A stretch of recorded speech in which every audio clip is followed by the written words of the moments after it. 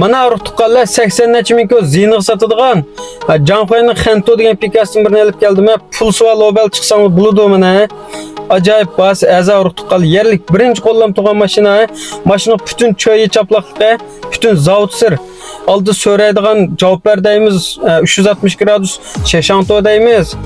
Mashinamiz chaqmi zavoddan mushalat chiqqan janjanchidan tatib emis gal qilinliqi zavod holatida.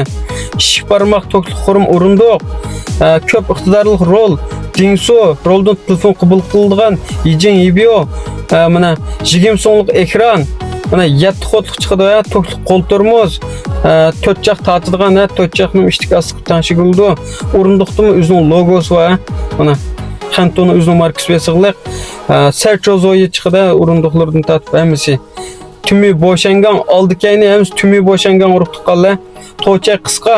Onda shammo benzin asan bo'lib demişdə qo'l xotma. Yamin asan bo'lib degan urtuqqanlar 80 necha ming ko'z ziyniq sotadigan intan pakiz to'g'ana yerlik birinchi qo'l pikamavu.